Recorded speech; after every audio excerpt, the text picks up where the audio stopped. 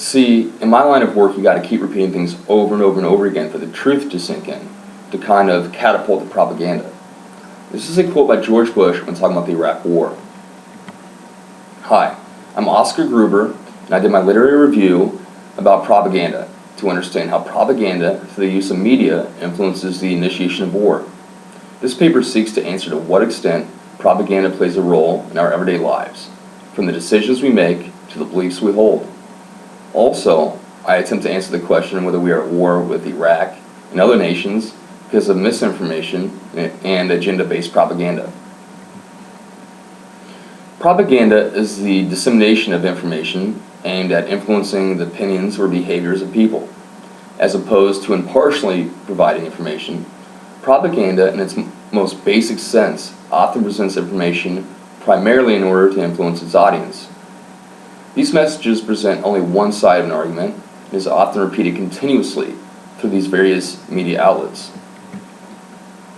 Even without knowing this, all people have to deal with propaganda in ordinary life. It happens through advertising, propaganda occurs in political speeches, in TV shows, even in the news. There are different forms and methods of propaganda, the most powerful form being visual. Propaganda has long been used by governments during war times to do two things primarily: to persuade the populace of the justness of their cause, as well as to hide the failures in the front line. Propaganda is necessary during war times for moral justification, and also to show soldiers that the nation is appreciating their sacrifice. Propaganda has been said to be as effective as bombs during war times. Unfortunately, misinformation as well as disinformation have been widely used to distract people from the truth.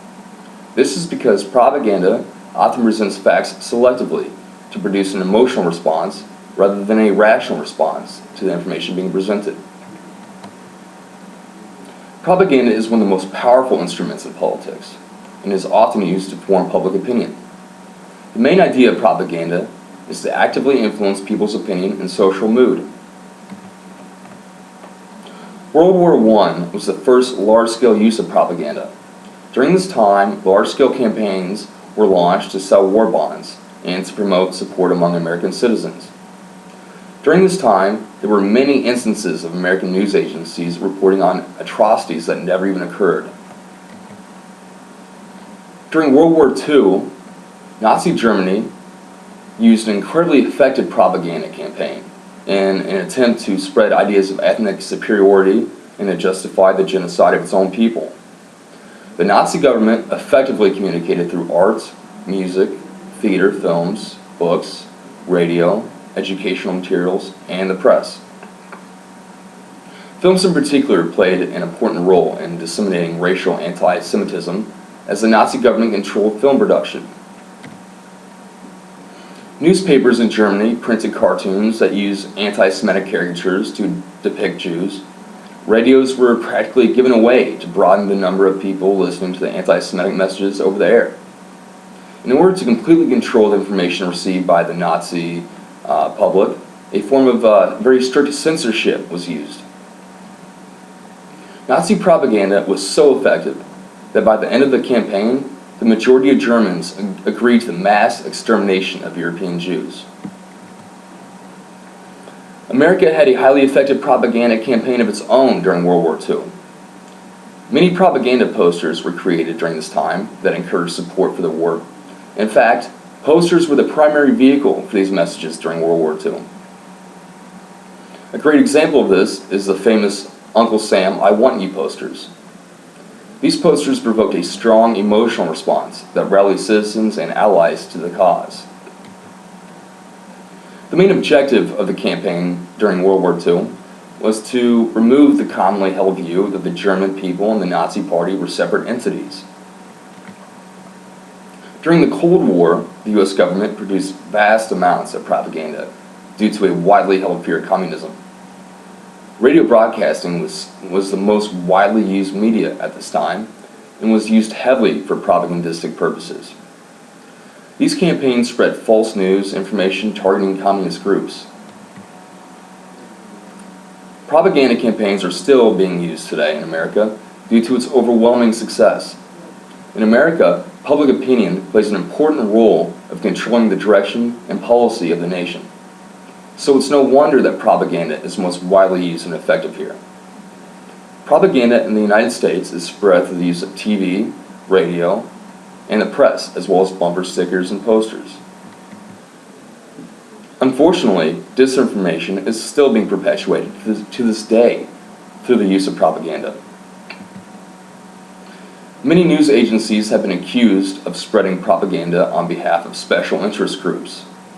According to the propaganda model of Edward Herman and Noam Chomsky, privately owned news media promote the economic and political interests of the large companies that own and operate them, not the interests of citizens.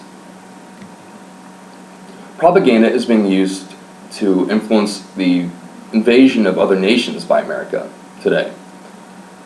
There's been a lot of controversy over the last couple of years about the invasion of Iraq following 9/11. 80% of Americans think that Iraq has a nuclear weapons program, despite the fact that the consensus among the intelligence community agrees that Iraq has no nuclear weapons program or the intent on starting one in the future. This is due to the monumental success of war propaganda. Allegedly, a misinformation campaign was created to sell the war in Iraq. The public has been under the belief that Iraq possesses nuclear weapons despite evidence to the contrary. According to John Glacier, this campaign relied on repeating themes rather than facts. Allegedly, the widely held belief that Iraq possesses nuclear weapons and the intent to use them has been formed by the repetition of phrases such as war on terror, Iraq, and 9/11 in media reports. The terrorist attack on the World Trade Center was played and replayed to instill a deep emotional response against the perceived enemy. This propaganda campaign was so effective that by the peak of the war, the majority of Americans believed that Saddam Hussein was not only allied with Al-Qaeda, but also had been directly involved in the 9/11 attacks. This belief was widely held, despite the lack of evidence. Unlike the campaign claiming that Iraq had weapons of mass destruction, the U.S. had no historical basis for believing that such an alliance existed, and contradicted evidence by the U.S. intelligence community. In conclusion, it is clear that propaganda has been incredibly successful at manipulating and controlling political opinions of citizens all around the world in the past and present. Thank you.